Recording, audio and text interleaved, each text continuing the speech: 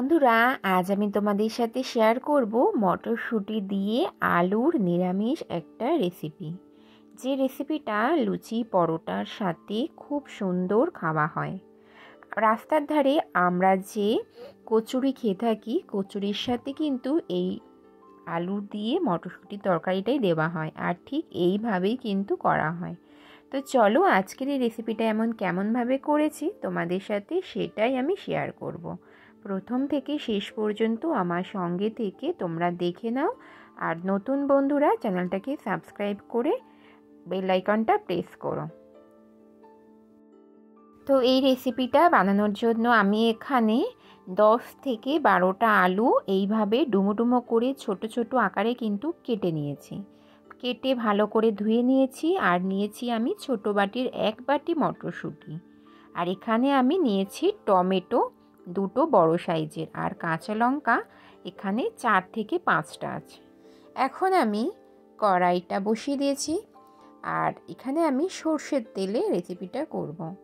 তো আমি কিছুটা পরিমাণ খুবই কম তেলে রান্না করছি। দেখো, একটু সর্ষের তেল নিলাম, তার মধ্যে আমি কালো জিরে ফোড়ন দিলাম। তেলটা যখন অনেকটা গরম হয়ে এসেছে, আমি একটা শুকনো লঙ্কা চিড়ে এর মধ্যে দিয়ে নিলাম।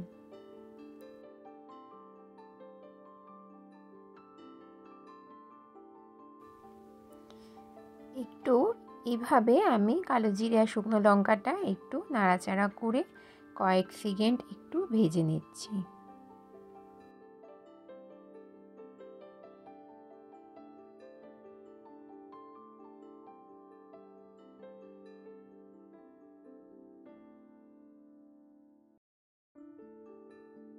কয়েক সেকেন্ড নাড়াচাড়া হয়ে গেছে। এখন কেটে রাখা ডুমো ডুমো করে আলুগুলো এর মধ্যে আমি দিয়ে নিলাম। আলুগুলো দিয়ে আমি একটু নাড়াচাড়া করে নেব।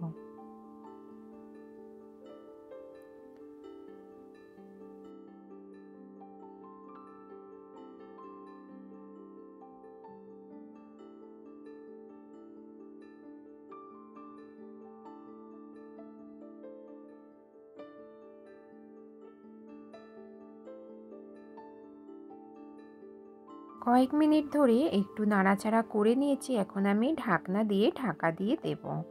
একদম গ্যাসের ফ্লেমটা আস্তে করে কয়েক মিনিটের জন্য ঢাকা দিয়ে রাখবো।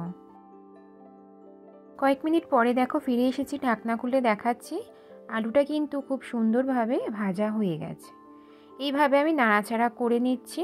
আর এখন যেহেতু নতুন আলু, আর এই নতুন আলু দিয়ে মটরশুঁটির তরকারি কিন্তু নিরামিষ দিনে খুব ভালোভাবে খাওয়া যায়, আর এটা ব্রেকফাস্টের জন্য খুব সুন্দর একটা এই রেসিপি। সিম্পলভাবে তোমরা খুব সহজেই বাড়িতে এখন আমরা লুচির সাথে প্রায়শই খেয়ে থাকি। যাই হোক, এইভাবে নাড়াচাড়া করে আমি এখানে টমেটো আর কাঁচা লঙ্কা চিরাটা এর মধ্যে দিয়ে নিলাম। টমেটো কাঁচা লঙ্কা দিয়ে একটু নাড়াচাড়া করে আমি আবারও ঢাকনা দিয়ে ঢাকা দিয়ে দেব, যাতে টমেটোটা একটু সেদ্ধ হয়ে যায়।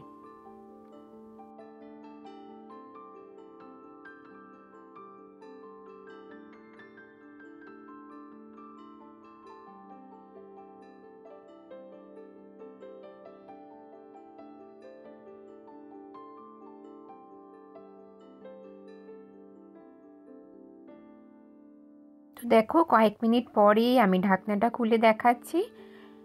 টমেটোটা কিন্তু খুব সুন্দরভাবে সেদ্ধ হয়ে গেছে, আলুটাও অনেকটা সেদ্ধ হয়ে গেছে। তো এখন আমি এটা ভালো করে নাড়াচাড়া করে নিচ্ছি। এখন আমি এর মধ্যে যে মটরশুঁটিটা নিয়েছিলাম সেই মটরশুঁটিটা এর মধ্যে দিয়ে নিচ্ছি। যেহেতু আমি মটরশুঁটির রেসিপি, এটা মটরশুঁটি ছাড়া একেবারেই ভালো লাগবে না, সেই কারণে মটরশুঁটির পরিমাণ কিন্তু অনেকটাই আমি দিয়েছি। তো মটরশুঁটির সিজনে এই রেসিপিটা কিন্তু একবার হলেও বাড়িতে ট্রাই করো। আমরা সাধারণত এভাবেই বাড়িতে বানিয়ে থাকি। আমি এটা খুব সিম্পল একটা রেসিপি শেয়ার করলাম। তো এইভাবে মটরশুঁটি দিয়ে নাড়াচাড়া করে নিয়েছি। এখন আমি এতে মশলা দিয়ে নিচ্ছি। পরিমাণ মতো হলুদ গুঁড়ো দিলাম, আর এখানে আমি দেব জিরে গুঁড়ো। এই দুটো মশলা দিয়েছি, আর স্বাদের জন্য লবণ আমি দিয়ে নিলাম এখানে। আর লবণের পরিমাণটা একটু কম দিয়েছি, কারণ লুচি পরোটার সাথে লবণের পরিমাণ বেশি হয়ে গেলে টেস্টটা খুবই খারাপ আসবে। তো আমি লবণ দিলাম এখন। তার আগে তো আমার সবজিটা আলু আর মটরশুঁটি অনেকটা সেদ্ধ হয়ে গেছে। লবণটা দিয়ে একটু নাড়াচাড়া করে নিচ্ছি। এখন আমি এর মধ্যে জল দিয়ে নেব। জলের পরিমাণটা খুবই কম দেব, কারণ আলুটা তো অনেকটাই সেদ্ধ হয়ে গেছে, তাই জলের পরিমাণ একটু কম দেব।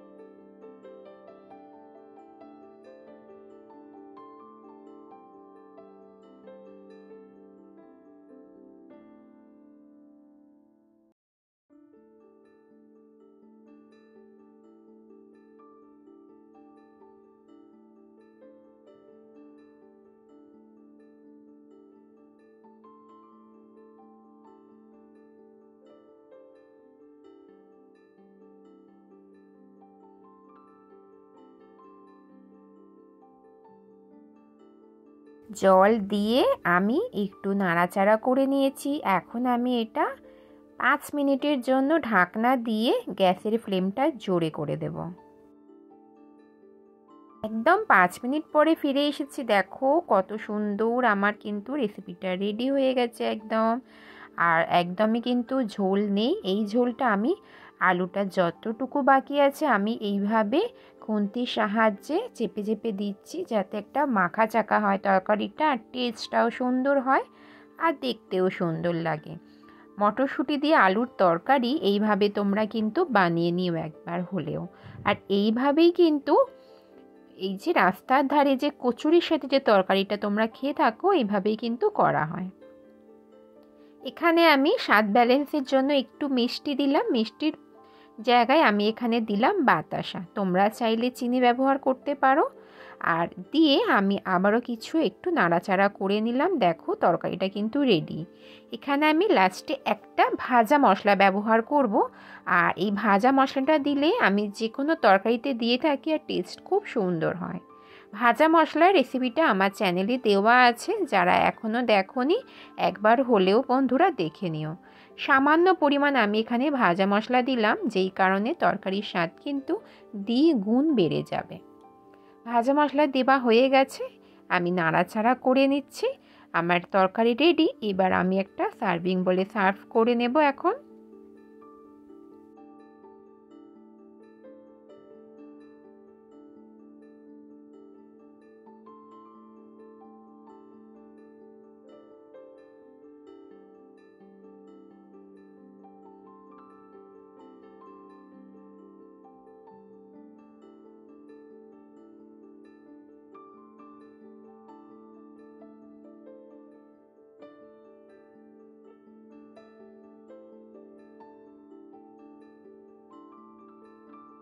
ফাইনালি বন্ধুরা, মটরশুঁটি দিয়ে আলুর তরকারি আমার রেডি হয়ে গেছে। গরম গরম লুচির সাথে কিন্তু দারুণ লাগে।